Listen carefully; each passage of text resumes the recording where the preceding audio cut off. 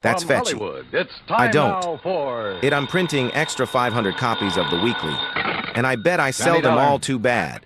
The cashier shot went wild. Oh, hi, Pat. If What's he'd on your managed mind? to kill Clay, or even wing him, why, I bet I could On the sell strength of that 1,000 extra description, I'll take copies. her. We must be thankful for the blessings we do receive. Mr. High Hey, Tower. that girl needs a bodyguard. Oh, I am Marshall. I am. Why, just before it happened yesterday afternoon, I've just I lost didn't my know what I enthusiasm. was going to fill my What's the matter columns with you, with. And then, like manna from heaven, That last 2 strike murders in the suddenly got me bank interested robbery, again. attempted Okay, bank Pat, I'll be right robbery. over. Mr. Hightower, he turned and ran for, he got his hands on so much as $1. Yes. Still, as you say, like, man, Dylan, I'm talking business. What is it, Chester? I don't know. It can wait. I guess Mr. Dillon. Yours Yeah. truly, Print Clay's Johnny picture on Dollar. those notices. Mr. Hightower. Where were we? Eyes, brown hair, red. Oh, yes. Also known as Red Brick Top and Sorrow. He, didn't answer to no other nicknames, did he? Expense account No, submitted by that's what they Special call him, Investigator all Johnny right. Dollar. Then The in Western big Maritime letters, and Property Insurance Company, Los $400 Angeles, reward, California. dead or Following alive. is an account of Head at the expenses bottom incurred during my apply, Matt investigation of Dillon, the Ellen Marshall, Deere Dodge matter. City.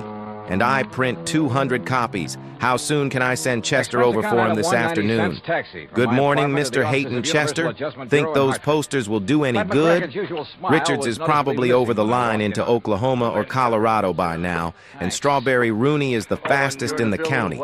He has no money. He panicked and ran out of the bank before he got a penny. I think he'll try to get help from his wife or brother or a friend. The first chance he has may be I know of a tonight. jeweler down in I New say York. he's around here somewhere.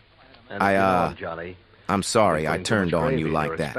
I Just said well. no of him. That's all right, Didn't he Mr. bring in Dillon, the, out all night with Star a of posse. Cape No Town and the sweet man's Common bound to Duo? touch it. That's No, it's not.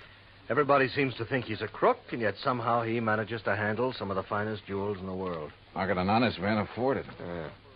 This time it's the Bettenhouse collection. It's out of Hungary. Oh, yeah, I read about that. Only I thought somebody down in Mexico owned it. Yeah, a fellow named Rigo Mariani down in Guadalajara. He's the one who sold it to Randolph Berman. Okay, now. Is this Ellen Deere you mentioned, Berman's wife? No. Former wife. He's on about his 5th. All beautiful, dumb dolls. But more important, it's the name of his 72-foot motor cruiser.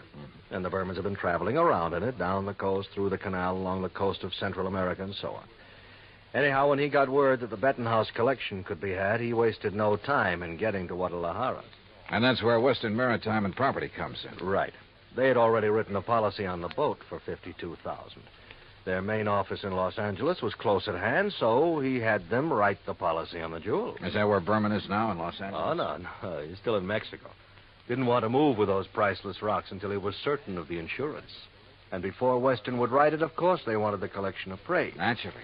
But who in Mexico? Jacques Jean-Pierre, the famous gemologist, was right there in Guadalajara, to look over the collection himself. So he made the appraisal. The policy has been issued. $325,000. I still don't see anything wrong with the whole deal, Pat. There isn't anything wrong with it yet.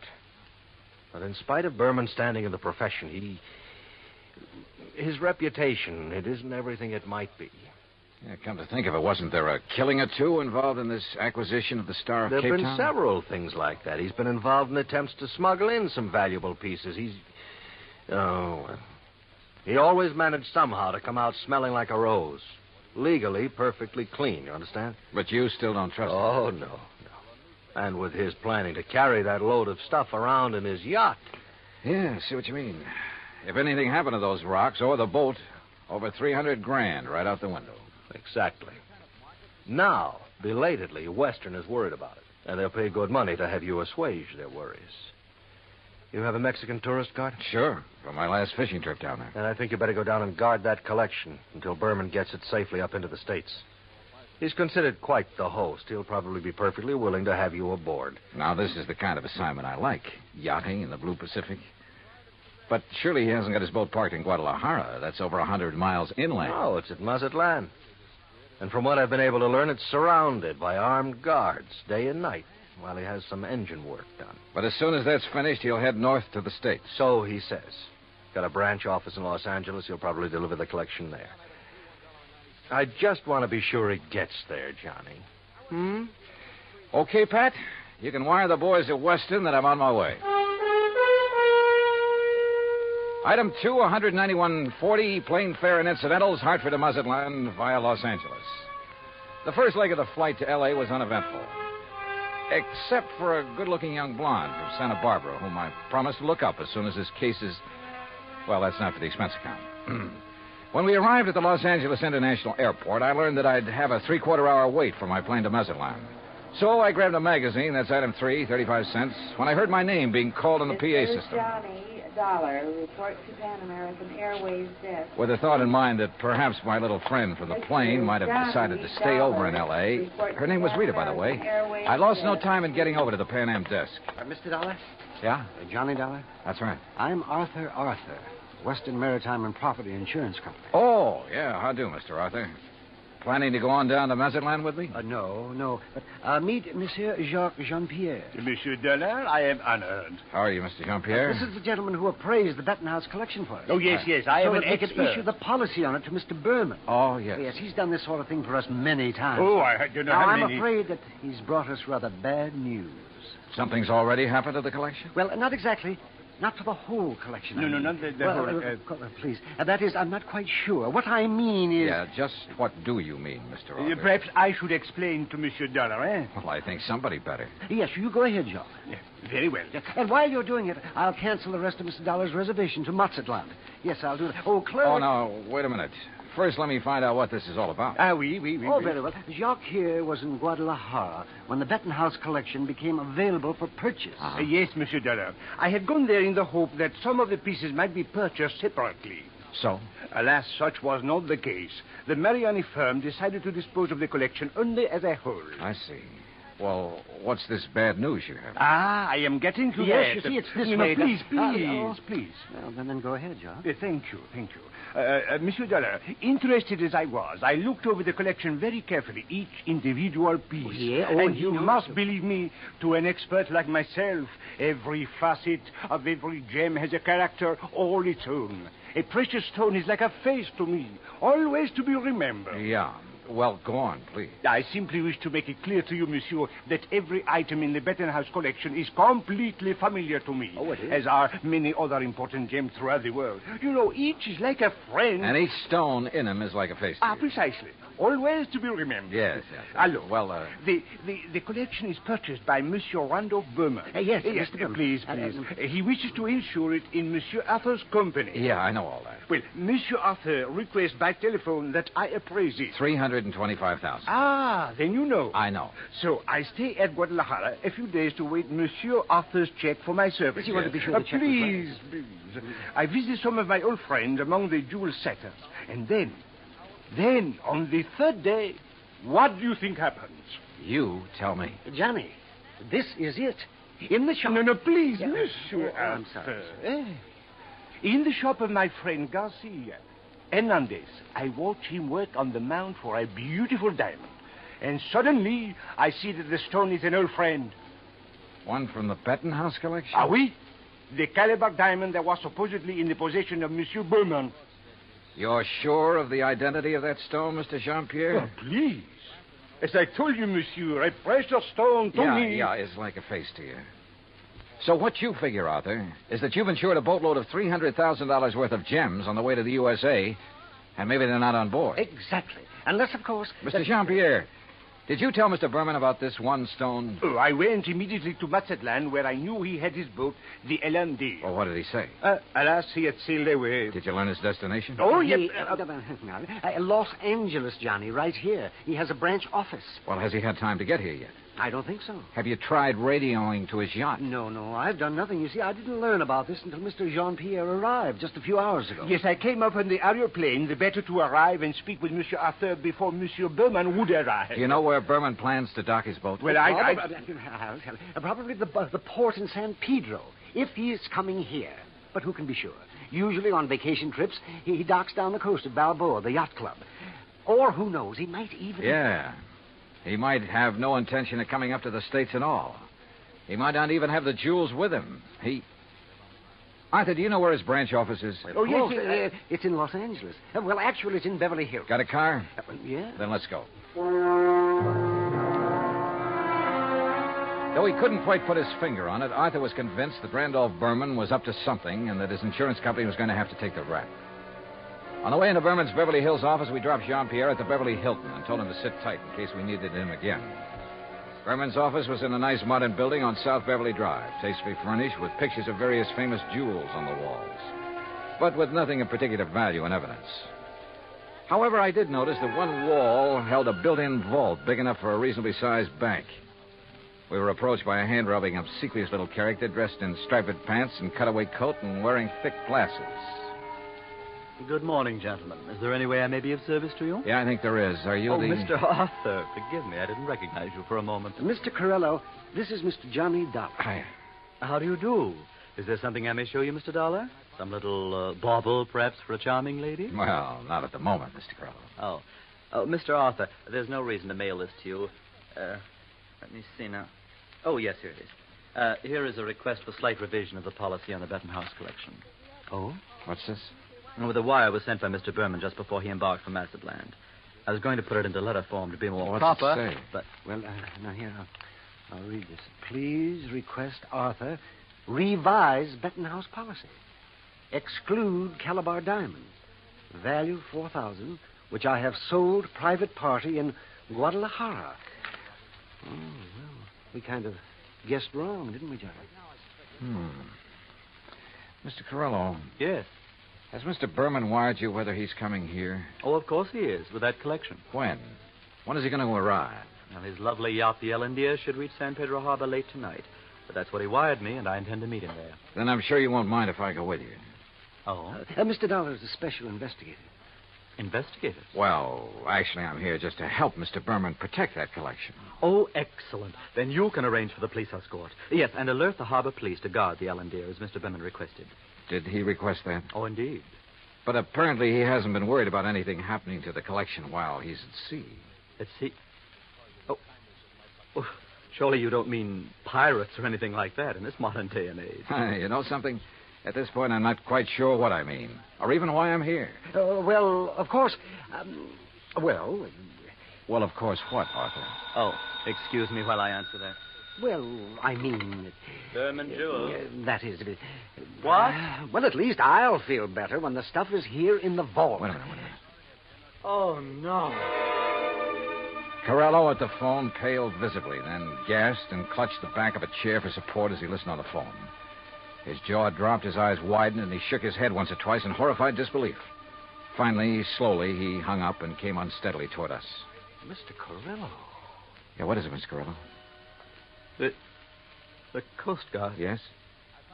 They said the Ellendeer, the yacht, Yes? sunk What? in 600 feet of water in the outer channel.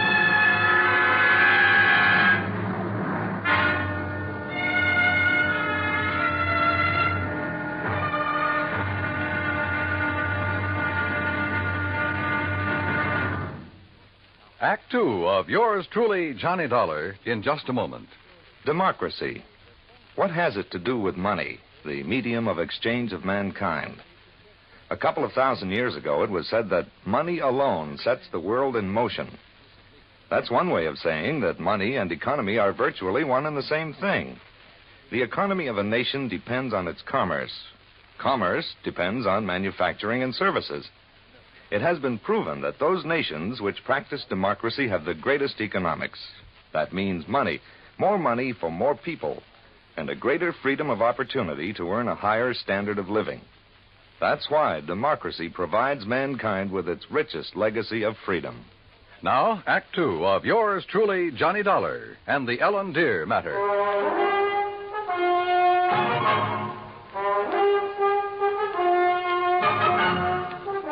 Expense account item 4, $7 even for a fast taxi ride to Coast Guard headquarters in San Pedro, which is really the port of Los Angeles.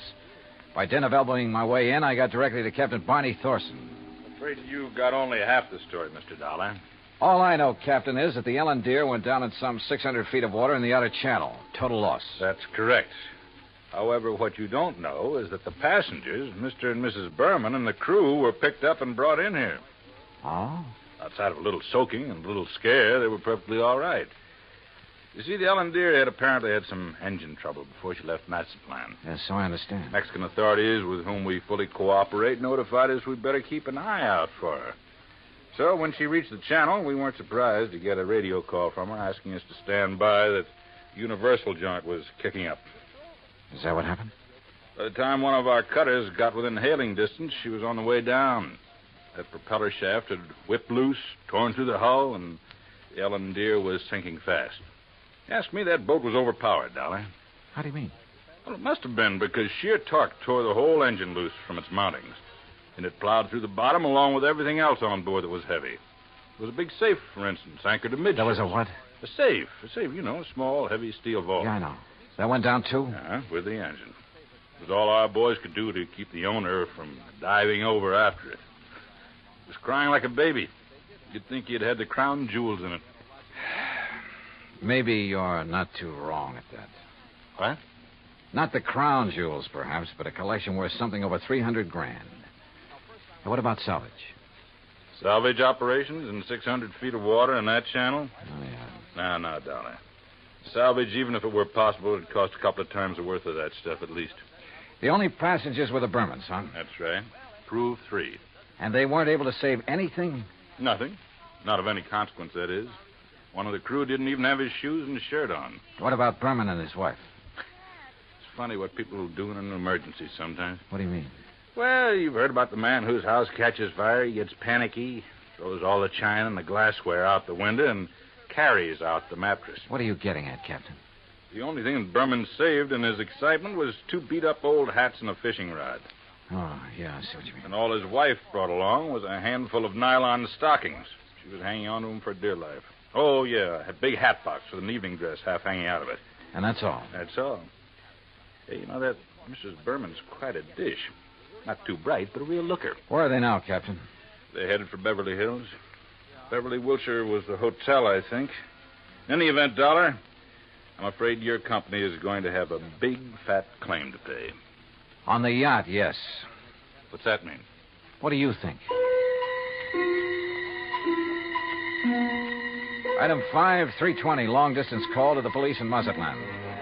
I wanted to be sure that the Benton House collection had been on board the Ellendeer when she left port down there. Inspector Romulo assured me it had, that he'd checked the safe on the boat himself before allowing it to sail. Furthermore, he had insisted his own maritime service keep tabs on it up to the point where it made contact with the U.S. Coast Guard. In other words, the loot couldn't very well have been passed to someone else at sea. Item 6, 580 cab fare to Beverly Hills, where I dropped in at Berman's office. No, Mr. Dollar. He and Mrs. Berman are at the Beverly Wilshire. I'm sure you understand it's been necessary for them to buy a lot of clothes and things. Yeah, but he will come here. Oh, yes, indeed.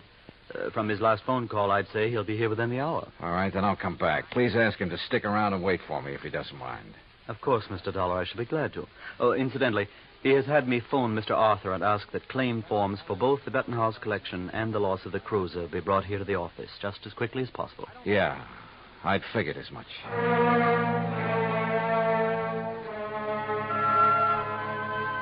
Berman wasn't wasting any time. Oh, I know there still wasn't any concrete evidence that Berman was trying to pull a fast one. Ostensibly, the only reason for my trip out here was to watch over that fabulous jewel collection. A lot of good I'd been. He'd lost the collection and his boat, and the company'd have to pay. Then a wild idea hit me. I suddenly remembered something that had happened months ago. Last July, to be exact, when a big passenger liner, the Andrea Doria, had sunk off the Atlantic coast. According to the papers, when the survivors were brought into the port, the usual customs inspection was waived. And it occurred to me at the time that every one of those people could have easily smuggled in anything he could carry or conceal in his clothing. I'm not saying it did happen. I'm sure it didn't. But it could have. And if such an idea occurred to me, why not to a man like Berman, who was already pretty well known for his tricks to evade customs? Item 6, 20 cents, phone call to the Coast Guard and Captain Thorson. Thorson speaking. Johnny Dollar, Captain. Answer me just one question, will you? Sure, what? When you brought them in, were the Bermans required to pass through customs? Well, no, of course not. There'd hardly be any reason to... Thank you very much.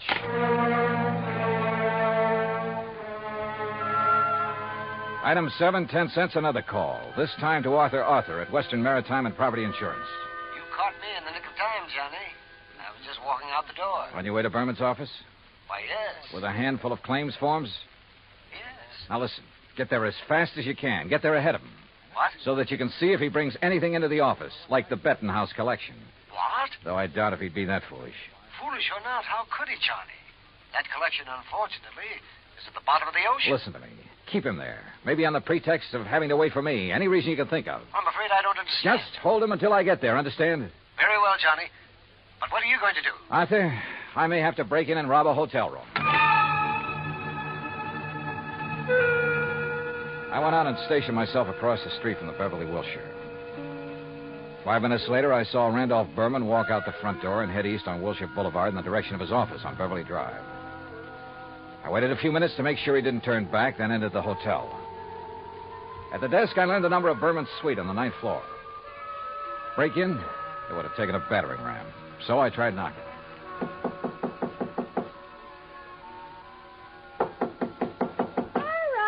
right. You don't have to bust down the door. What's the matter? You forget your key and... No. Get out of here, buddy. Randy said not to let anybody in. He's out buying us clothes. Oh, he'd tell you to let me in, baby. Hey, who are you? Hernandez sent me up here from Guadalajara. Oh, well, then come in. Oh, you are in? Yeah. Well, have a drink then. No, thanks. A girl's entitled to a couple of drinks after that dousing in the ocean, and you might as well... What about Hernandez? Your husband sold him the wrong stone from that collection. Sold? Oh, he gave it to him. Oh, then you know about it. Oh, sure. So he could make a legit-looking change in the insurance and convince everybody he was on the up and... You sure you're from Hernandez? You kidding? How else would I know about the whole deal? I don't know. Hey, Randy said not to let anybody in here or he'd kill me. Dumb blonde, he called me. You? A smart, beautiful girl like you? Oh, hey, you're okay. My name's Vi. Come on, let's have a drink. No, thanks. Listen, Vi. I've got to get the right stone from that collection, the caliber diamond. Then I'll leave this one I've got in my pocket here.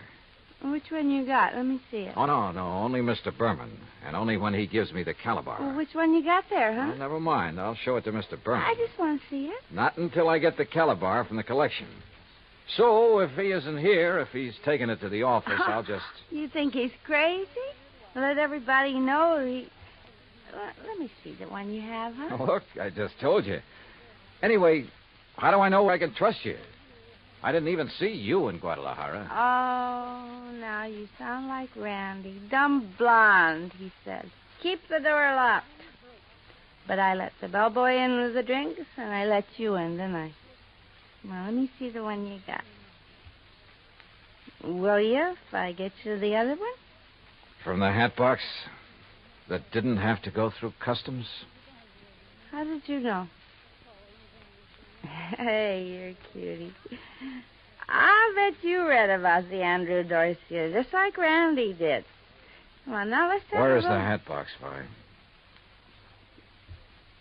Now, wait a minute. Maybe I am dumb. Who did you say you are? Where's the hat box? No, I won't tell you. You get out of here. Now, without the collection, Vi. No, you can't. Randy would kill me. He'd kill me if he even knew I let you in here. Who are you? Johnny Dollar, insurance investigator. Oh, please, Johnny, get out of here. The stuff in the bedroom? You can't go in there. I mean it. He'd kill me. Sorry, but that's your Oh, worry. no. Stop it or I'll set your eyes out. Now Hey, you get... pull in those claws, baby. No, you... Well, I hate to do this, but... No, help! Oh, yeah, that's right. Get the manager up here. Get the police up here. Police? Oh, no. Oh, yes. Then you'd really be in trouble. You'd be better off if Berman tried to kill you. Now, where's the stuff? It's in the closet, on the floor, in the hat box. Thanks.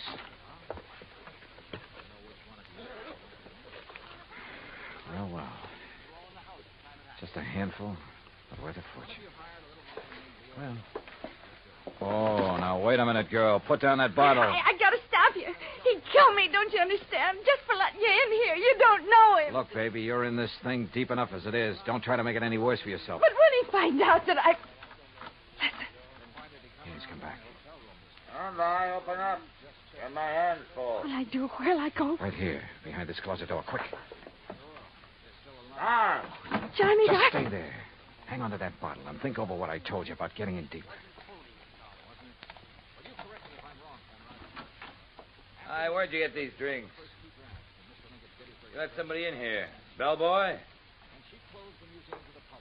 Why, you half-witted bird brain, I told... Who are you? The name is Dollar, Mr. Berman. Insurance Dick? I just dropped by to pick up the Bettenhouse collection. Put it down, Dollar. I'm a good shot with this thing. Yeah.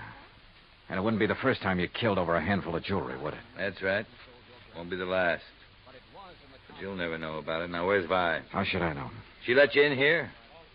I'll murder that dizzy blonde. That dizzy blonde is a lot smarter than you think. Where is she?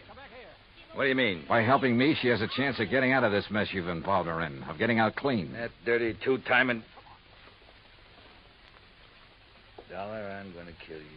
You'd even like to involve her in that, too, wouldn't you? Thanks for the idea.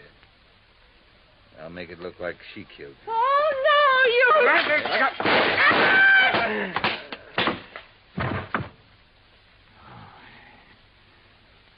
Nice work with that bottle, Vi. But he missed you. Please, you won't let him... No, don't worry, baby. He won't bother anybody. Not for a long, long time.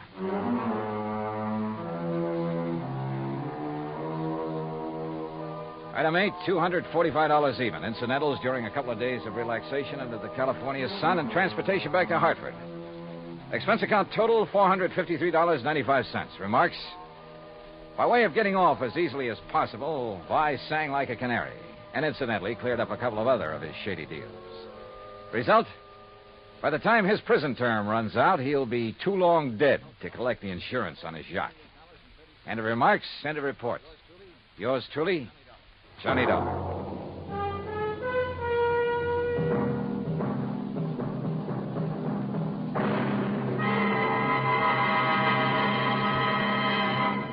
Now, here is our star to tell you about next week's story. Next week, the DeSalle matter.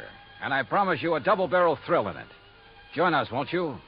Yours truly, Johnny Dollar. Yours truly, Johnny Dollar, starring Bob Bailey, originates in Hollywood. It is produced and directed by Jack Johnstone, who also wrote tonight's story. Heard in our cast were Virginia Gregg, Lawrence Dobkin, Howard McNear, Jay Novello, Jack Edwards, Barney Phillips, and Raymond Burr. Musical supervision is by Amerigo Marino. Be sure to join us next week, same time and station, for another exciting story of yours truly, Johnny Dollar. Dan Coverly speaking.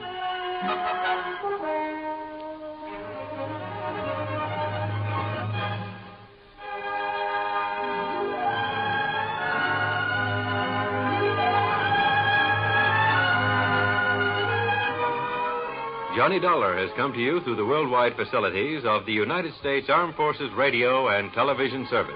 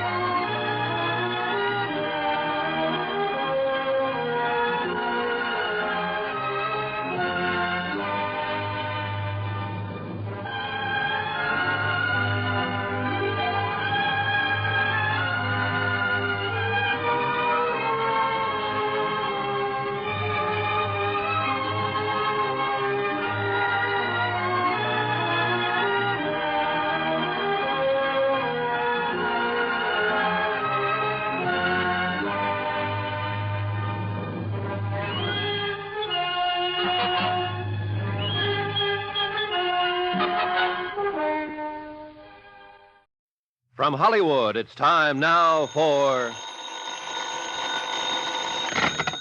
Johnny Dollar. Lieutenant Cal Mervin, Mr. Dollar, State Highway Police. They relayed your call to me. Good. I was just checking in, Lieutenant. You said to keep in touch in case I left civilization. Well, you haven't left it far. I recognize the number. Oh? You're at Jake's Bar and Grill on the Nogales Highway. Yep. You didn't need a uranium hunter's outfit to go prospecting in that little nugget. Well, I'm going up into the Santa Rita Mountains around Primrose Camp. You playing a hunch or have you got a lead? Well, both. But at the moment, it's more hunch than lead.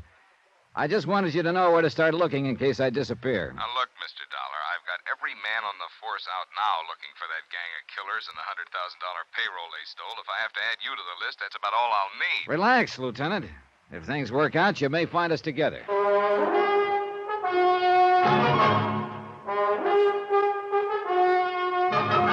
Tonight and every weekday night, Bob Bailey in the transcribed adventures of the man with the action-packed expense account, America's fabulous freelance insurance investigator. Yours truly, Johnny Dollar.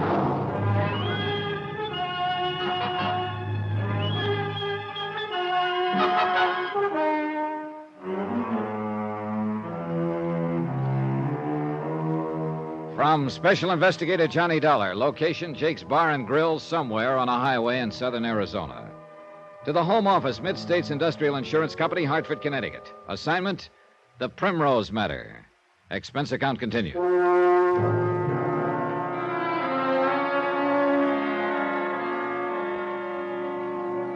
Item 4, $3.60 to Jake Meager for information and incidental beverages. The Chipper Nitzen gang had hijacked an armored truck in Kansas City and escaped with a $100,000 payroll. 2 nights ago, they'd shot their way through a roadblock in southern Arizona, killed a state trooper, and left one of their own members dead in the road. Then the other 3 had simply disappeared. The information from Jake? That old Pop Bardell operated a tourist camp and service station 14 miles up a dead-end road in the nearby mountains. And it seems that Pop had acquired a new nephew within the last 24 hours, a complete stranger to Jake. There was only one way to check it out. Drive up to Primrose Camp.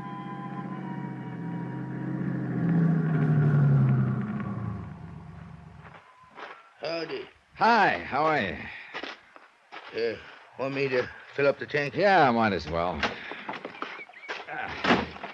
Probably won't take much, though. Hey, how much farther does the road go? Just a couple of miles. Oh, too bad. I was just starting to enjoy the scenery. Hey, you know, you're lucky living up here in the hills. Got some real pretty country around you here. Yeah. I thought I might spend a little time in it if I could find a place to stay. I guess there'll be some more tourist cabins on down the road. No, these are the only ones. Oh, well. Well, in that case, you got yourself a boarder. Huh? Took less than 4 gallons. Yeah, I figured it wasn't down much. Hate to get caught short, though, up here away from the highway. Now, about that cabin. I'm sorry, we're all full up. Oh? You'll find some places down on the highway. Well, there wouldn't be much point in that. I was planning to do some prospecting, get around a little on foot. This would be a good spot to work from. I got no vacancies. How about the oil and water? Oh, yeah, you better take a look, I guess. Bad country for a tenderfoot. You get in a lot of trouble. Such as what? Snake bite, get lost, fall off a cliff. A lot of things. Oh, I've been in a place or two before. Best you forget it, son. Oil's all right. It's funny, those cabins look empty. No cars parked in front of them. They're all rented. And the water's all right, too. Well, who are they rented to? Vacationers? Prospectors? I couldn't say. It'll be $1.26. All right. Hardly worth stopping for. There you are. Keep the change. Thanks. Call again. Yeah, maybe I will. When Pop Bardell gets back. I'm Pop Bardell. You can't be. You don't fit the description. What do you mean? Well, I was told Pop Bardell would start talking a leg off me before I even got my mouth open. That he'd not only sell me a tank of gas, but also 2 quarts of oil I didn't really need and a handful of fake ore samples and rent me a couple of cabins whether I was planning to stay or not. Who told you that? Jake Meager down at the highway. Jake. Jake's one who talks too much. Maybe. Jake hadn't ought to said... What is it? Nephew? You about through out there? I need a hand in here. Yeah, I'm all through. Oh, that the nephew Jake was telling me about? Yeah, that's him. Oh, nice-looking fella. Arrived yesterday unexpectedly, Jake tells me. Yeah, that's right. Comes from Tulsa, I understand. Tulsa? Oh, yeah, that's right, from Tulsa. Uncle! I'm coming. Well, now, I got some friends in Tulsa. I wonder if he might know him. Where are you going? I want to say hello to your nephew. No, you can't go in there. Why not? We're fumigating it. It just ain't safe. Oh, all right. I won't go inside. But I want some cigarettes out of the machine. I'll get them for you. Just give me the quarter. You feel all right? Sure. Well, it seems to me you're kind of jumpy, on edge. I thought all you Westerners were supposed to be relaxed and easygoing. Now, look, you want them cigarettes. You having trouble, Uncle?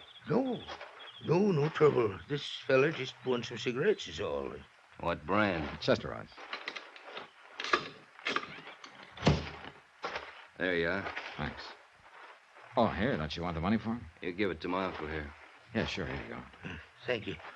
If that's all now. Say, I understand you're from Tulsa.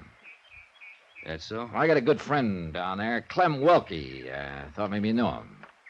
Afraid not. Look, if there's nothing else now, you Been there about a year. He's working on that new electric plant they're building down there. But I guess he'll be out of a job before long, though. Understand they'll have the plant done by the end of the month. Yeah, that's right. It's about finished. Now, look, mister... Surprised you never met Clem. But Tulsa's a big town. Yeah, it's a big town. Come on, Uncle, let's get that stuff moved. Well, I guess I'll drift on down the road and sleep out tonight, maybe. I got my sleeping bag. I'll probably see you on my way back, I guess. Yeah, you do that. There was only one thing wrong with the whole setup. To the best of my knowledge, there wasn't any new electric plant in Tulsa.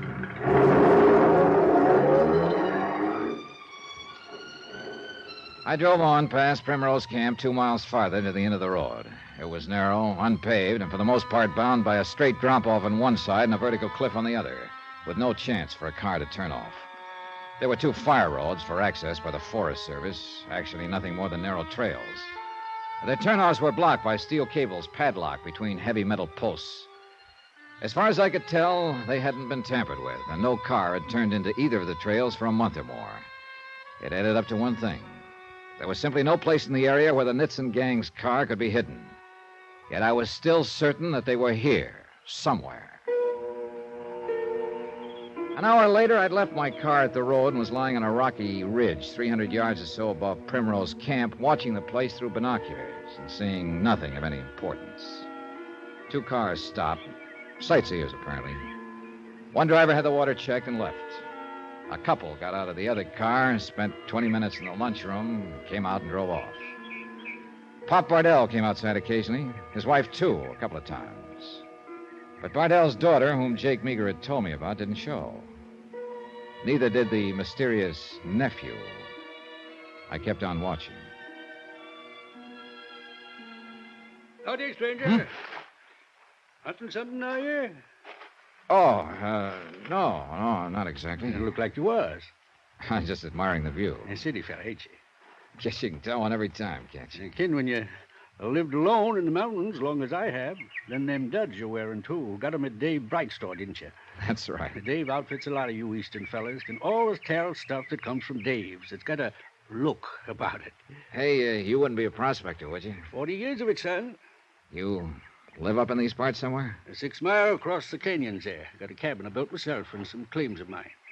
Ain't been there for 3 weeks, though. Oh, is that so? No, been prospecting over toward the Rincons.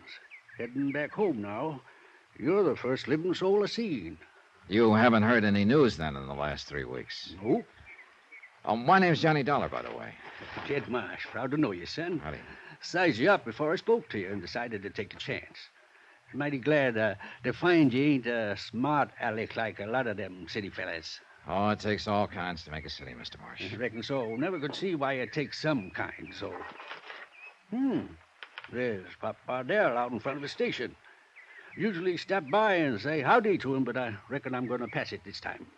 Known Pop long? About 14 years now. Well, then you must know his family pretty well.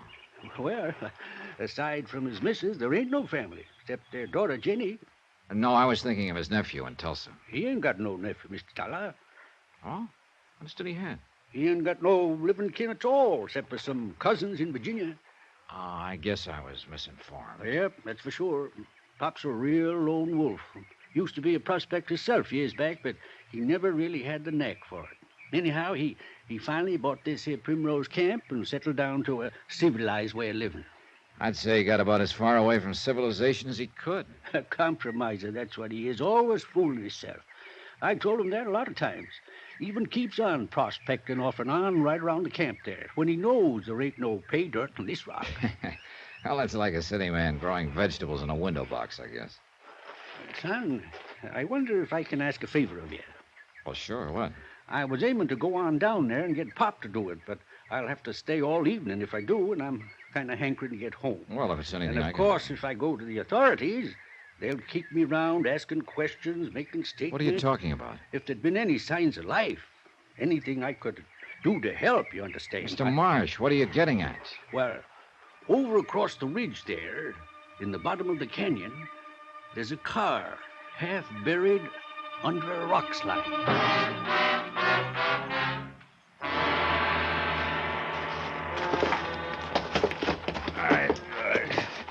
All right, easy, Mr. Marsh. We don't want to start the rest of that rock coming down. I've been moving rock all my life, son. Here we go. All right, it's clear. Let her go. Now, that's good. I can get the car door open now. Watch yourself there. They had it pretty well buried, all right. Who do you mean by they, Mr. Dollar? It doesn't matter at the moment. Give me a hand, will you? Let's get this guy out. That's fine. We'll lay him here on the side of the car. It's like I figured. Couldn't be anybody left alive after rolling all the way down that slope. This one wasn't alive before the car rolled down. What? He was shot by the State Highway Police. Mr. Dollar. They did a good job of hiding the car, temporarily at least. It couldn't have been seen from the air. The only way of finding it was to stumble onto it the way you did.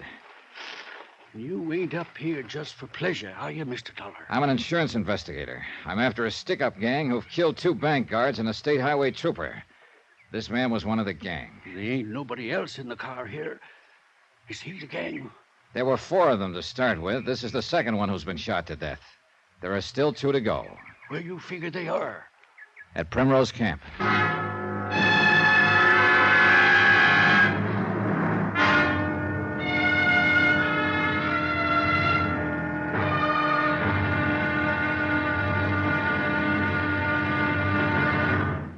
Now, here's our star to tell you about tomorrow's episode of this week's story. Tomorrow, a lion's den reluctantly opens its door to let a trusting victim step inside.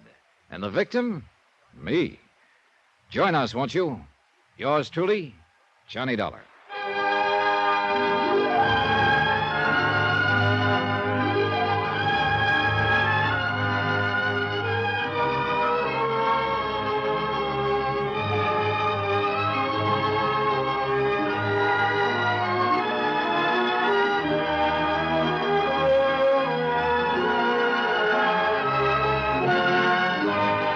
Yours truly, Johnny Dollar, starring Bob Bailey, is transcribed in Hollywood. Written by Les Crutchfield, it is produced and directed by Jack Johnstone. Be sure to join us tomorrow night, same time and station, for the next exciting episode of Yours truly, Johnny Dollar. Roy Rowan speaking.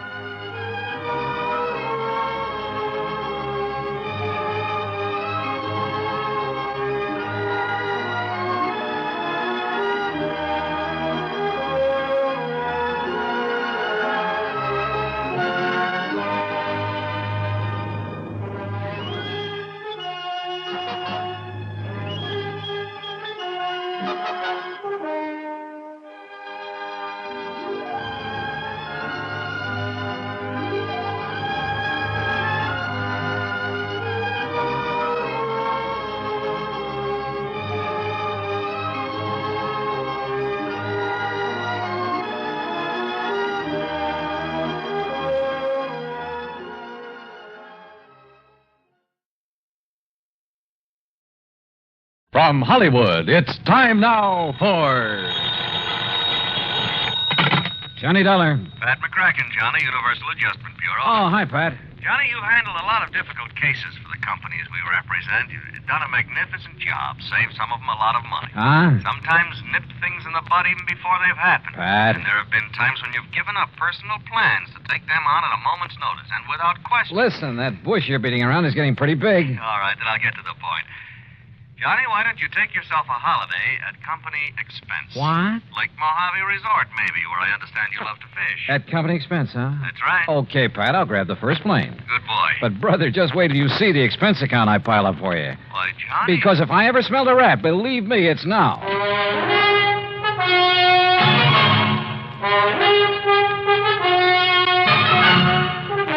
Bob Bailey in the exciting adventures of the man with the action-packed expense account. America's fabulous freelance insurance investigator. Yours truly, Johnny Dollar. And now, Act One of yours truly, Johnny Dollar.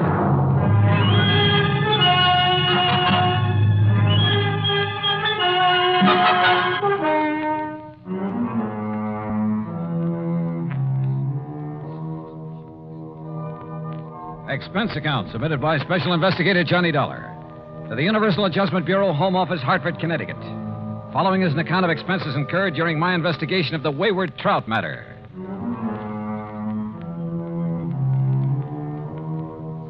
Expense account item 1, $174.50, plane fare, Hartford to Los Angeles and Los Angeles to Las Vegas.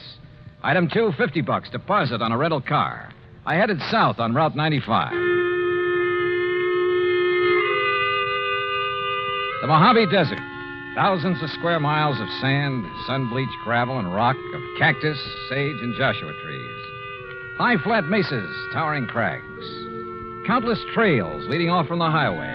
Long abandoned roads leading up into the harsh, bleak mountains, with their promise of infinite wealth to the prospectors who scratched away in their hungry search for silver and gold. And who knows, perhaps some of these were trails of the pioneers who beat a tortuous path westward to the great Pacific, who, with their oxen and heavy wagons, were lucky if they made 6 miles a day. Yet here I was, cruising along at an easy 60 miles an hour. And above me, a jet plane, lazily tearing off 600 miles an hour.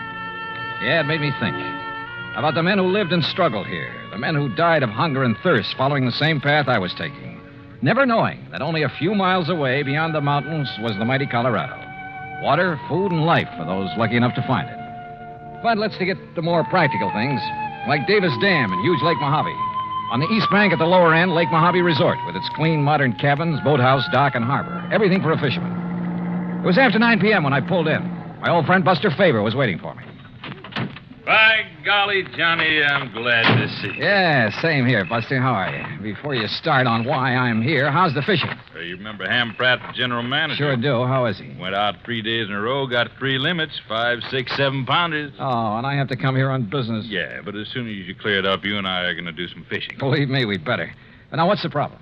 Oh, well, here, let me take your bags.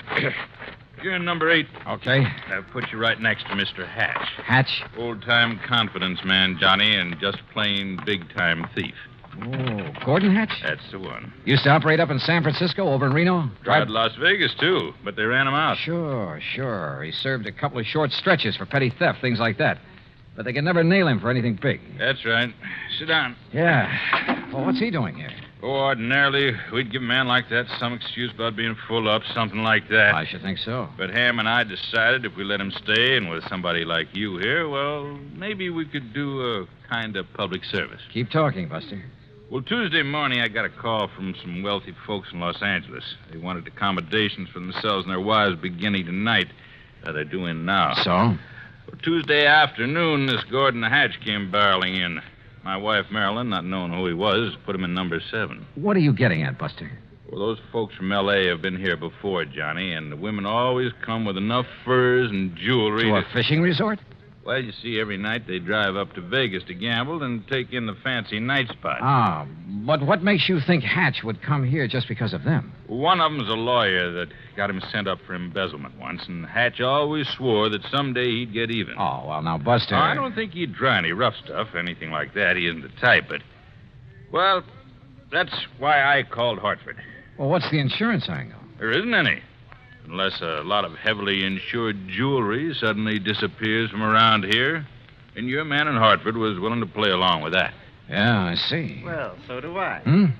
I see we have another guest buster.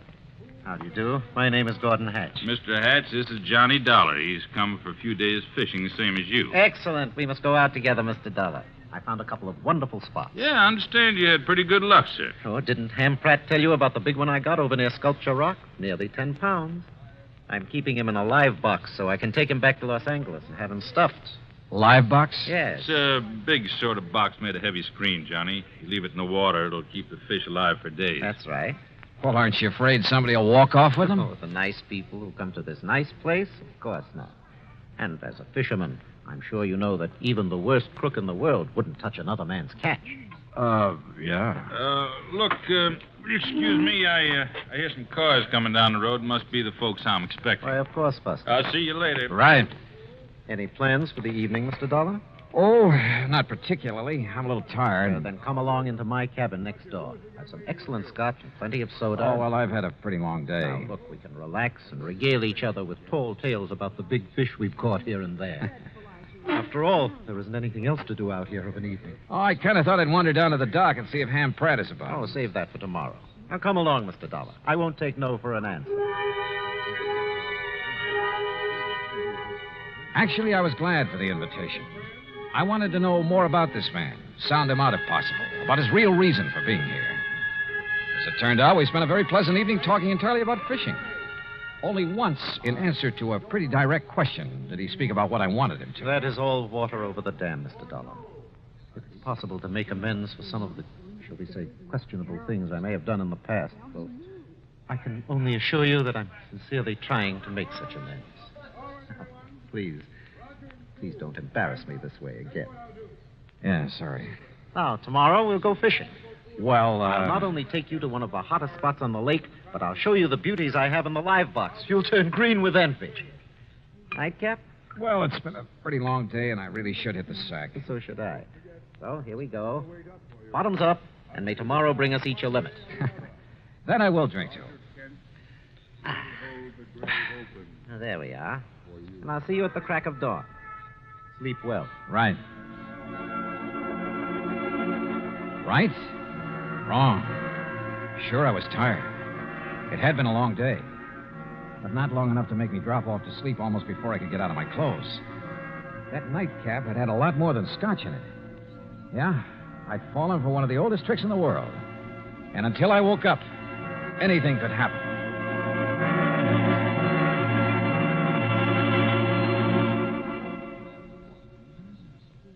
Act two of yours truly, Johnny Dollar, in a moment. And now for another episode in the life of Sergeant Donald Bellwether, my husband.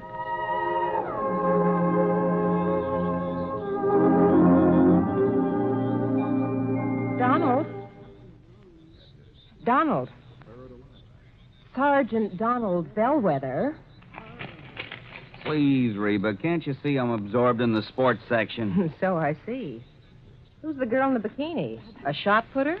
Look, what's the difference if she's an athlete or a Hollywood celebrity? Why do you insist on disturbing me while I'm reading? Did you drop off the laundry this morning? Yes, dear. Did you mail my letters? Yes, I mailed the letter. Did you know that angry, brooding, and impatient drivers are the major cause of many accidents? Yes, I know. What? I said angry or impatient drivers behind the wheel cause many serious accidents. And when a driver is emotionally upset, he's more apt to make an irrational decision or take unnecessary chances. My dear wife, you ought to know by this time that I am a well-adjusted individual. I have complete control over my emotions. You didn't have this morning. Now, just because I burned the toast, you stormed out of the house in a fit of rage. You didn't even kiss me goodbye. Mm-hmm. You're determined to pick a quarrel with me, is that it? No, I just want you to drive safely. I don't want you to be under any emotional strain when you drive a car. I want you to return home safely. I love you. Come here, woman. Yes, darling. You sit right here on my lap, and I'll give you that kiss you missed this morning. And you promise you'll never again drive the car when you're angry? I promise. Oh, that's my Donald. That's my doll.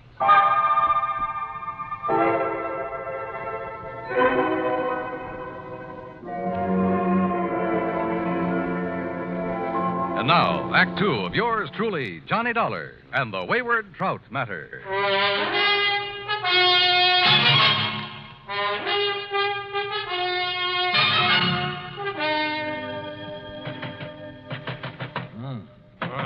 What is it? Hey, Johnny. Huh? Oh, it's Buster. You all right in there, Johnny? Oh, sure, I'm all right. Here. Look. Holy, what time is it anyway? Almost 9 o'clock. Oh, look at those big red eyes. You aren't kidding. I feel as though Where's Gordon Hatch? Went out fishing at the crack of dawn. Said you'd promised to go with him, but he pounded on your door and finally gave up. Johnny, you look like you... Hey, Buster, the folks you were expecting in from Los Angeles. Yeah, they came right after I left you and Mr. Hatch last night. 6 of them.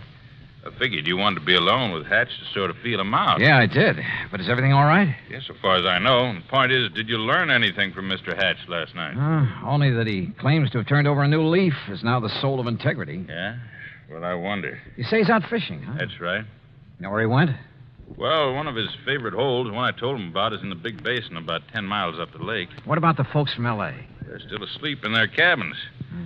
Look, Johnny, like I told you, Hatch isn't the kind of trying any rough stuff, even against Mr. Fellows, the lawyer who sent him up one time. And he's here with that party? He's the one that organized it, made the reservations. Now, listen, Johnny, I may be all wrong about Hatch. In spite of his threat to get even with Fellows? Well, I mean, maybe he's gone straight. He certainly acts like a nice enough guy. Yeah. Well, the only thing I can do is keep an eye on him. If he makes a play, I'll nab him. If he doesn't, well, my trip out here will have been wasted. Wasted? I thought you and I were going to do some fishing. Oh, well, now that's different. Ooh. Hey, I better get some breakfast in me. Yeah, sure. I'll tell Mary over at the cafe to have it ready for you. Yeah, okay, Buster. Sunny side up and with plenty of strong, dark black coffee.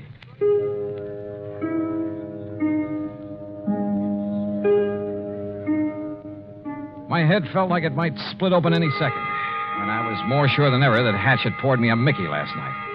Yet he had expected me to go out on the lake with him this morning. Must have been nearly 10 a.m. by the time I'd showered, shaved, dressed, and joined Buster at the little cafe. Already, half a dozen early morning anglers had come back to boast about their catches, and the big ones had got away. Now, don't you tell us all, Buster, but that big one, Buster, he must have been 8.5 pounds. Yeah, I'm sure it was, Mr. Hector. Well, the place I lost him was in the second cove this side of the dam by the big square rock. Second cove this side of the dam, did you say? That's right next to the big square rock. Hey, Jim, I know a great spot for us to try this afternoon. Yeah, I heard that, too. Now, don't you tell us all about that spot, Buster. Cross my heart, Mr. Hector. Good. Say, Henry, I want to tell you about a place I found this morning. Feeling any better, Johnny? Yeah, much. Now, listen. If Gordon Hatch is up here after the money and jewelry of Mr. Fellows and his party, or for any reason at all connected with them, yeah? I think you and I had better hop into a boat and get... Mr. Faber. Oh, yes, Miss Fellows. Good morning. Please come outside quickly. Come on, Johnny. Right. Miss Fellows, this is Johnny Dollar, friend of mine, special investigator. Oh, thank goodness you're here, Mr. Dollar. Buster, we'd been robbed. What? When, Mrs. Fellows? Sometime during the night. All our jewelry, Mrs. Harkins and Mrs. Peterson's and mine. Why, it must be hundreds of thousands of dollars worth. My diamond brooch alone I is see worth... you found him, Martha. Yes, Ralph. Oh, this is Mr. Dollar, and he's some kind of an investigator. Good. I've heard of you, Dollar. I've told them, Ralph, about the jewelry. Yeah. Well, whoever did it got our money, too. With all we brought along to gamble in Vegas, it must be over $20,000. And how he managed to sneak into our cabins... And without waking us, too. Of course, we were pretty tired last night. Well, good morning. Oh, Mr. Pratt. Oh, what seems to be... Johnny, glad to see you. How are you, Ham? I got some bad news for you. Yeah, Ham, it looks like he's done it. Oh? Gordon Hatch? Yeah. Better make a thorough search of his cabin. Gordon Hatch? Oh, no. I'm afraid so. Great Scott. So, Ham, look in his luggage, under the mattresses, anywhere else you can think of. Right, Johnny. Mr. Dollar, do you mean to say that Gordon Hatch is here at this point? Better look in his car, too, Ham. Under the car and the upholstery. Look here now, Mr. Dollar. Sorry, Mr. Fellows. I'll have to talk to you later. Come on, Buster. You and I are going for a boat ride.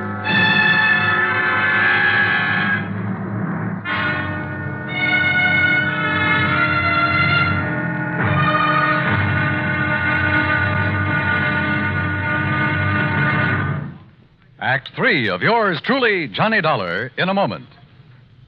Do you know who Uncle Sam's lawyer is? If your answer is the Attorney General, you're absolutely right. But being legal advisor to the President and other governmental agencies is only part of his job. His main task is running the Department of Justice which makes sure that the laws passed by Congress are carried out and that lawyers are available when the government must be represented in court. Let me give you an example. Suppose there is some question concerning the amount or kind of tax you should pay, or suppose you and the government don't agree as to which of you owns certain land. That's when the Department of Justice steps in to represent the government side of the case.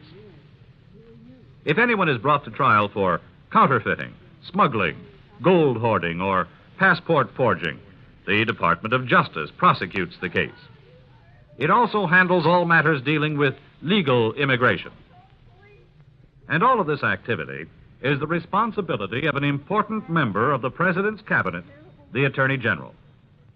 Just as it is the duty of the United States government to protect each and every one of you, it is the duty of the Attorney General to protect the government of the United States. And now, Act 3 of yours truly, Johnny Dollar and the Wayward Trout Matter.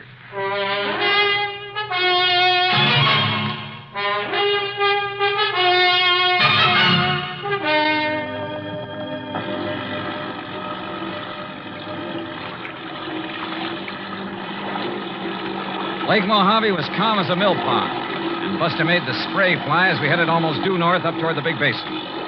But we didn't have to go that far. Buster, with the sharpest eyes I've ever known, spotted the ripples from the wake of a boat that had pulled into a deep, winding cove on the Arizona side. Hang on, Johnny. Looks to me like Hatch's boat went in that cove. You mean to say you can tell what boat made that wake? Plain as a pair of footprints in the sand when the lake is calm like this. First thing I want to do is inspect that boat of his. You think he might have the jewelry and money on board? He's too smart to have left them around the cabin or his car. Look, that's his boat in there, all right.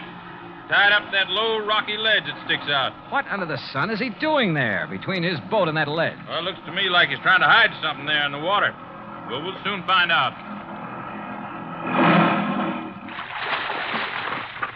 Well, Buster, Mr. Dollar, it looks like you've caught me in the act. Yeah, it kind of looks that way, doesn't it, Hatch? What were you so busy shoving down in the water between your boat and that ledge when we pulled out? Well, I figured no one would find it here, Mr. Dollar. Yeah, I'll bet. But I decided to move the live box into this hidden cove when I first came out this morning. The live box? Well, after all, it was you who warned me someone might try to steal some of these beautiful fish I've caught and I'm keeping alive in it. But as long as you found me out, well, here, take a look at it. Well, listen here on his boat, Johnny. Here, look at them. Ever see such a nice mess of bass in your life? Yeah, they're beauties. And that trout on the bottom. I got him way up the lake yesterday morning. Must be 10 pounds. That's the one you plan to have stuffed? That's the one. Well, you better have it done pretty soon. He looks dead to me. Yes, he was this way when I came out this morning. So, when I'm through fishing today, I'll head back to L.A. with him to a taxidermist. Hatch, there's something I want to talk to you about. I know, Dollar. But it's your own fault. Huh? I pounded on your door till I thought I'd wake the dead. Oh, no, that isn't what However, since you're here now, well, why not keep our fishing date now? Mr. Hatch, will you Darn please... it, though, I don't have an extra rod in my boat. Well, come on, Johnny. I'll give you one out of my boat, rod and reel. Oh, yeah, sure, okay. Dollar, I'll take you to fishing spots even Buster doesn't know about. Not a sign of the jewels and stuff on his boat, Johnny. I even went through his tackle box. Well, maybe he's hidden the stuff somewhere along the shore. If he's the one who took it. He looks and talks as innocent as a baby. So the only thing I can do is keep an eye on him, try to feel him out. Come on, boys. Time's a wasting. Oh, here, Johnny, you try this rod on for size. Well, that looks good to me. And here, take along a couple of these fast strike minnow hooks. If anything, they'll get you big bass. They sure will. Yeah, or maybe a trout like the one that Mr... What's the matter, Johnny? Come on, Buster. What? What's the matter? Well, it's about time. What were you two gabbing about over there? Say, Hatch, I want another look in the live box at that big trout. I don't blame you a bit. Well, step into the boat and I'll raise the top so you can really see it. No, I think I'll pull the whole contraption up here on the ledge. That'll take the fish out of the water. Well, you said that trout was dead early this morning. Well, that's right. Then why is he on the bottom of this thing? Why isn't he floating belly up? Here now. I don't know, but I don't see what... Now, wait, what are you doing? All those beautiful fish in there will die like the trout. Oh, I just want a real close look at that trout. Oh, just a minute. These live ones will hold still long enough for me to... Dollar, put them back in the water. Here we are. Ooh, 10 pounds? Look here now. Why, this fish weighs 20 pounds if he weighs an ounce. $1. And no wonder the way you've got him stuffed full of... Well, how about this? A beautiful diamond brooch. No wonder you decided to get back to L.A. And not to stuff this trout, but to unstuff him. And how about this bracelet? Emeralds, aren't they? And look at these nice new $100 bills. A bit wet, perhaps? You're holding more than money and jewels in your hand, Dollar. Oh, now, put that thing away. I'm talking about your life. And I won't hesitate to pull this trigger unless you toss that money and those jewels into this boat. While I toss this over at you, Mr. Hatch. Put it down, Buster, or I'll shoot you, too. Toss me the jewels, Dollar. Toss them. And, Buster, stay where you are. How about the whole trout, Mr. Hatch? All right, drop that. Boy, Johnny, you really clobbered him. Yeah, but... Oh, Buster, if you hadn't thrown that oar... And if you hadn't hit him in the face with that wet fish, Johnny, he would have plugged you. Yeah, Buster. I always did like trout.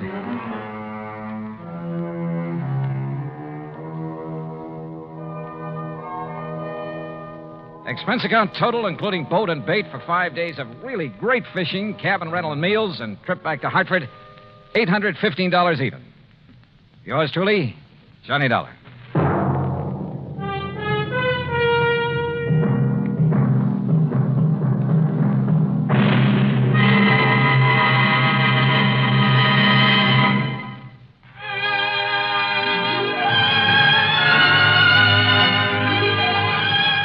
Yours truly, Johnny Dollar, starring Bob Bailey, originates in Hollywood and is produced and directed by Jack Johnstone, who also wrote today's story. Heard in our cast were Eleanor Audley, Larry Dobkin, Barney Phillips, Edgar Barrier, Junius Matthews, Russell Thorson, and Alan Reed. Be sure to join us next week, same time and station, for another exciting story of yours truly, Johnny Dollar. This is Dan Cumberly speaking.